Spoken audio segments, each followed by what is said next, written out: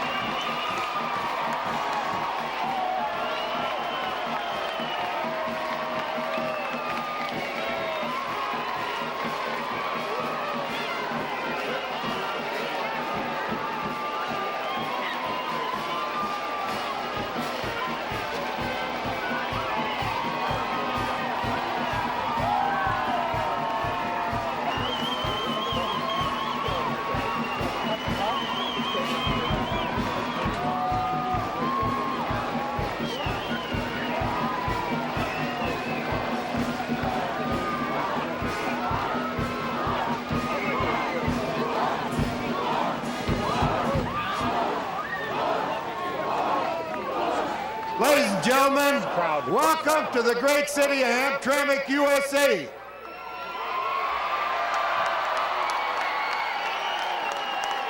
A few years ago, during the papal visit, one of our local TV commentators said, he coined a phrase. He says, Hamtramck is as Polish as kielbasa, but as American as apple pie. Nowhere was he true as today. We have Polish electricity in the air, and the #1 piece of American apple pie right here on stage.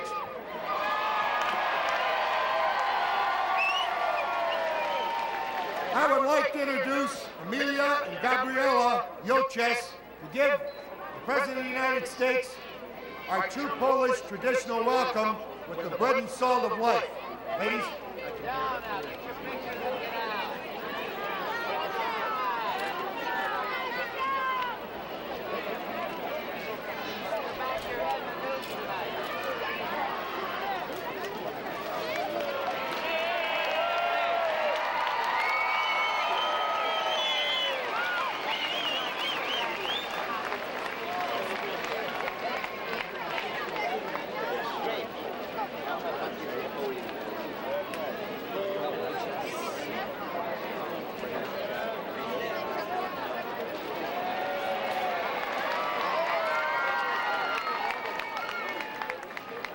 Now I'd like to introduce a man who gave us one of the greatest gifts in history, a papal visit a few years ago. It's my pleasure to introduce His Eminence, Edmund Cardinal Schucka, Archbishop of Detroit, to give the invocation. Your Eminence.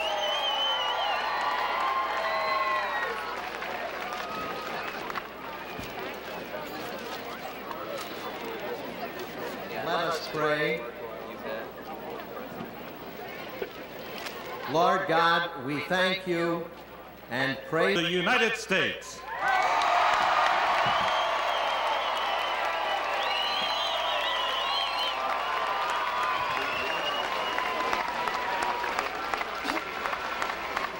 Thank you, Paul.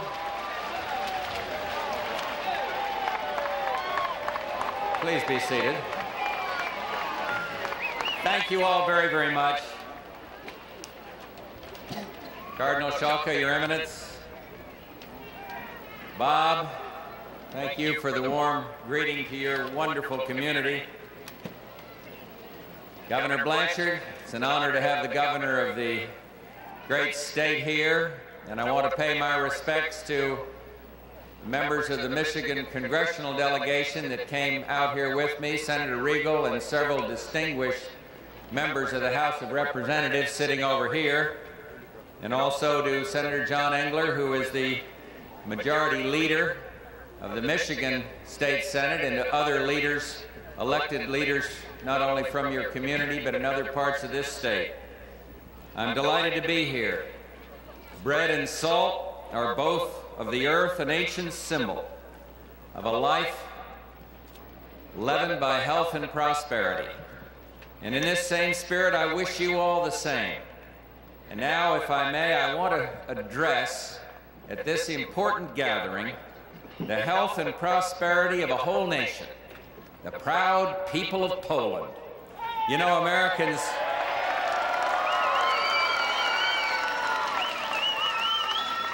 we Americans are not mildly sympathetic spectators of events in Poland.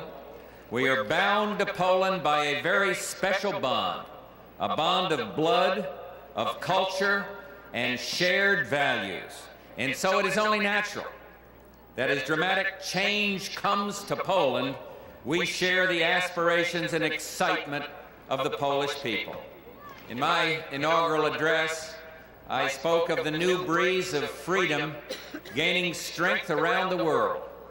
In man's heart, I said, if not in fact, the day of the dictator is over, the totalitarian era is passing, its old ideas blown away like leaves from an ancient leafless tree.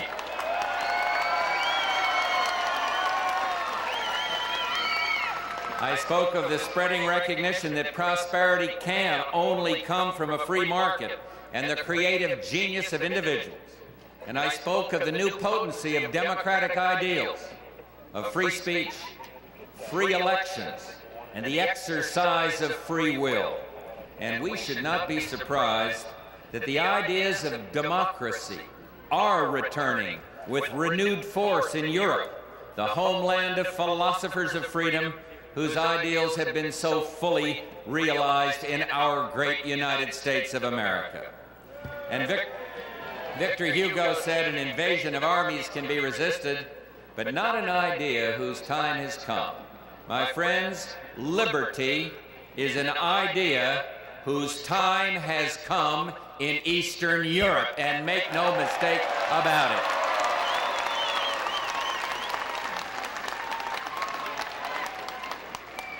For almost half a century, the suppression of freedom in Eastern Europe, sustained by the military power of the Soviet Union, has kept nation from nation, neighbor from neighbor.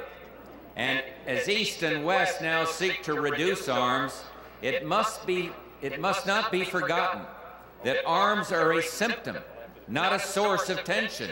The true source of tension is the imposed and unnatural division of Europe. How can there be stability and security in Europe and the world as long as nations and peoples are denied the right to determine their own future, a right explicitly promised by agreements among the victorious powers at the end of World War II? How can there be stability and security in Europe as long as nations, which once stood proudly at the front rank of industrial powers, are impoverished by a discredited ideology and stifling authoritarianism? The United States, and let's be clear on this, has never accepted the legitimacy of Europe's division. We accept no spheres of influence that deny the sovereign rights of nations.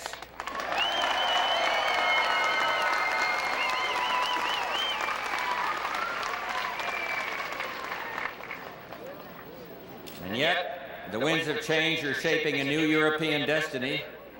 Western Europe is resurgent, and Eastern Europe is awakening to yearnings for democracy, independence, and prosperity.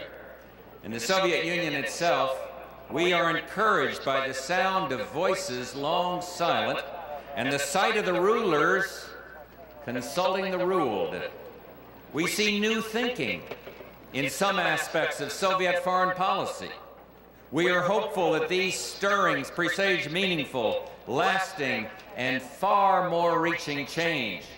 So let no one doubt the sincerity of the American people and their government in our desire to see reform succeed inside the Soviet Union.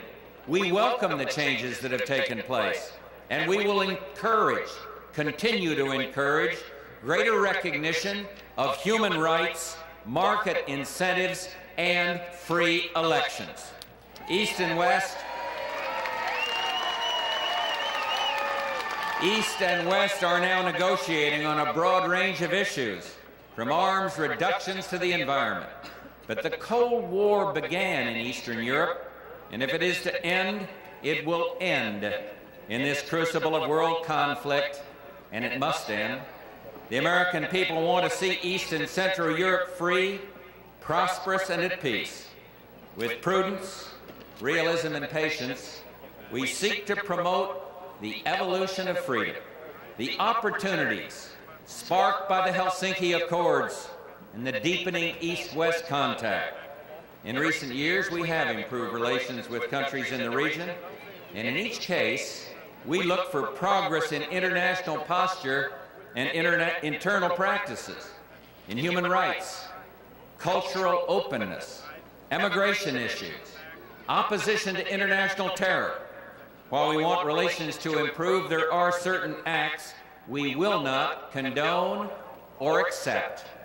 Behavior that can shift relations in the wrong direction, human rights abuses, technology theft, and hostile intelligence or foreign policy actions against us. Some regions are now seeking to win popular legitimacy through reforms. In Hungary, a new leadership is experimenting with reforms that may permit a political pluralism that only a few years ago would have been absolutely unthinkable.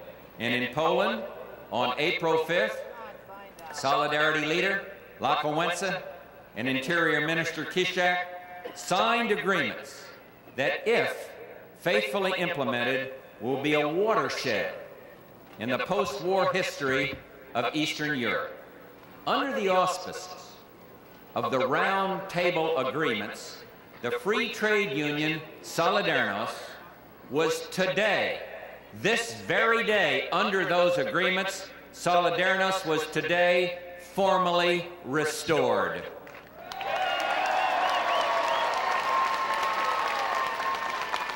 And the agreements also provide that a free opposition press will be legalized, independent political and other free associations will be permitted, and elections for a new Polish Senate will be held.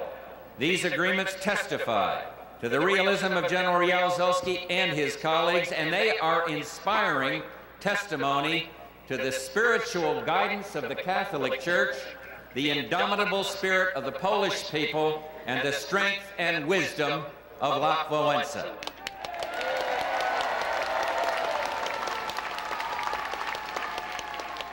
Poland faces, and will continue to face for some time, severe economic problems. A modern French writer observed that communism is not another form of economics, it is the death of economics.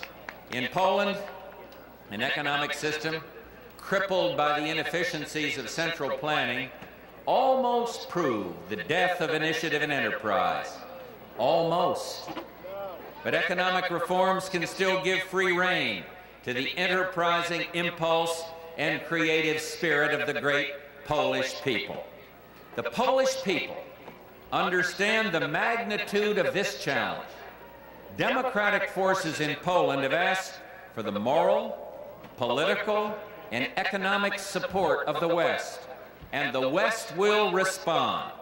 My administration is completing now a thorough review of our policies towards Poland and all of Eastern Europe. And I've carefully considered ways that the United States can help Poland, and we will not act unconditionally. We're not going to offer unsound credits. We're not going to offer aid without requiring sound economic practices in return. And we must remember that Poland still is a member of the Warsaw Pact, and I will take no steps that compromise the security of the West, the Congress, the Polish-American community. And I endorse strongly Ed Muskell and what he is doing in the Polish-American Congress, I might say, and I'm delighted he's here, good Chicago boy right here in Hamtramck. But the Congress, the Polish-American community, the American labor movement, our allies and international financial institutions, our allies all must work in concert if Polish democracy is to take root anew and sustain itself, and we can and must answer this call to freedom. And it is particularly appropriate here in Hamtramck for me to salute the members and leaders of the American labor movement for hanging tough with solidarity through its darkest days. Labor deserves great credit for that.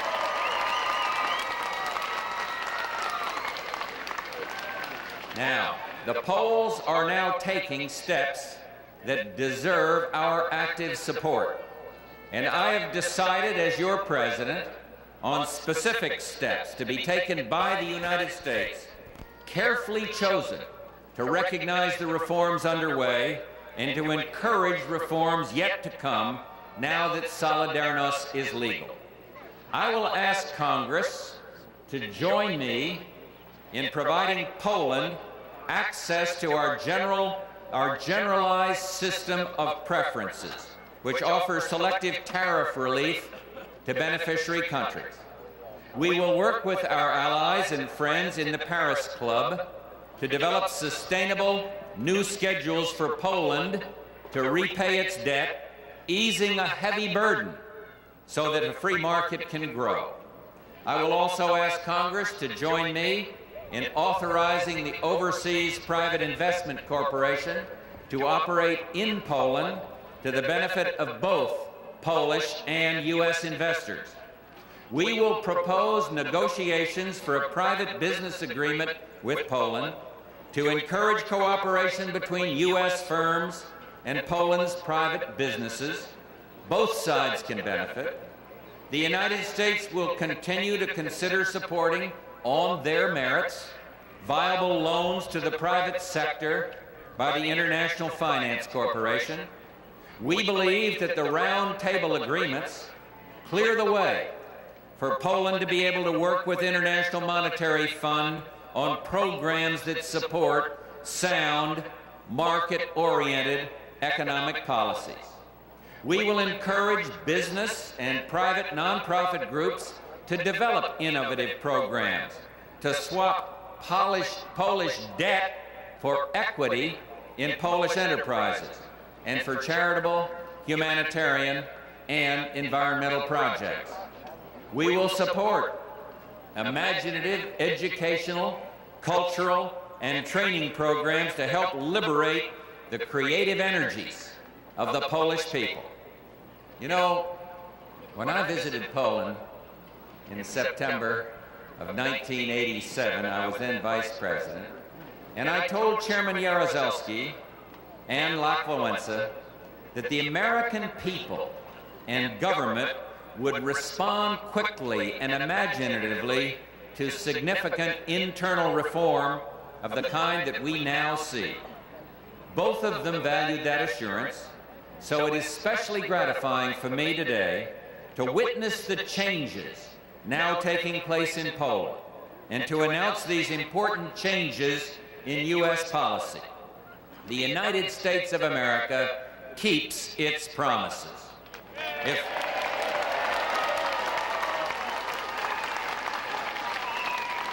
If Poland's experiment succeeds, other countries may follow. And while we must still differentiate among the nations of Eastern Europe, Poland offers two lessons for all. First, there can be no progress without significant political and economic liberalization. And second, help from the West will come in concert with liberalization. Our friends and European allies share this philosophy. The West can now be bold in proposing a vision of the European future. We dream of the day when there will be no barriers to the free movement of peoples, goods, and ideas. We dream of the day when Eastern European peoples will be free to choose their system of government and to vote for the party of their choice in regular, free, contested elections. And we dream of the day when Eastern European countries will be free to choose their own peaceful course in the world, including closer ties with Western Europe. And we envision an Eastern Europe in which the Soviet Union has renounced military intervention as an instrument of its policy on any pretext. We share an unwavering conviction that one day all the peoples of Europe will live in freedom, and make no mistake about that.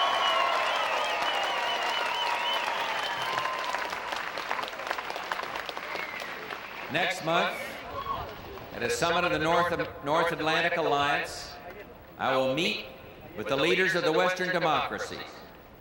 Leaders of the Western democracies will discuss these concerns, and these are not bilateral issues just between the United States and the Soviet Union.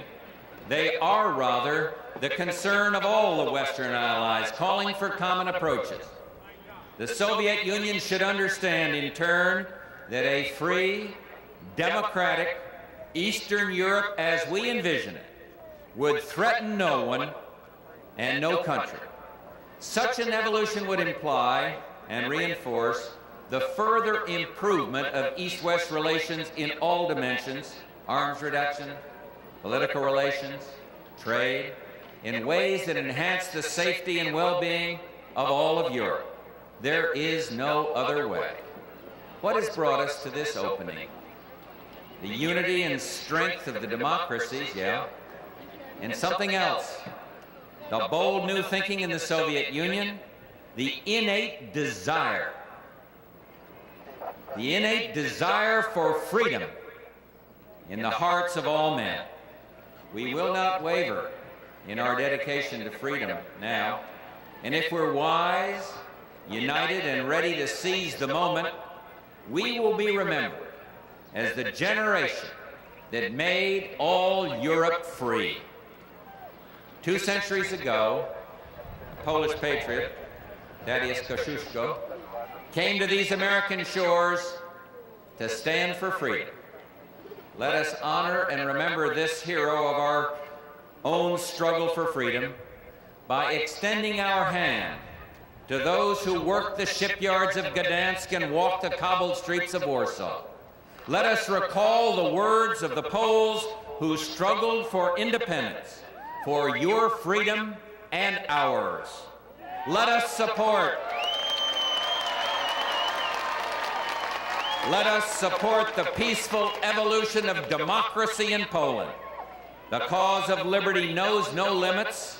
The friends of freedom, no borders. God bless Poland. God bless the United States of America.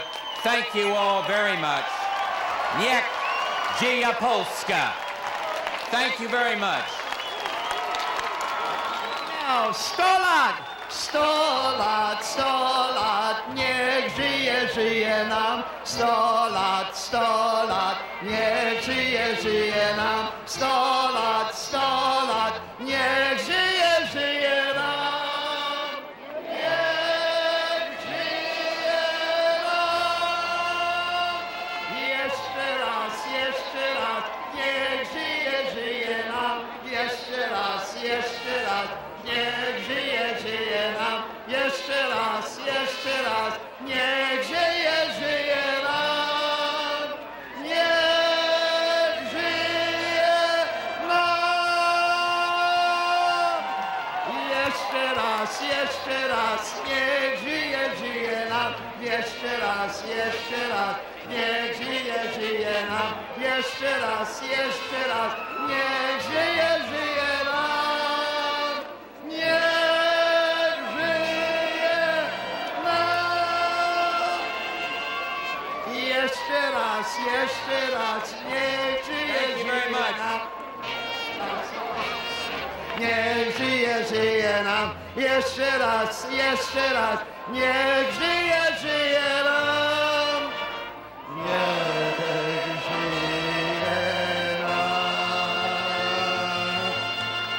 Jeszcze raz, niech żyje, żyje nam.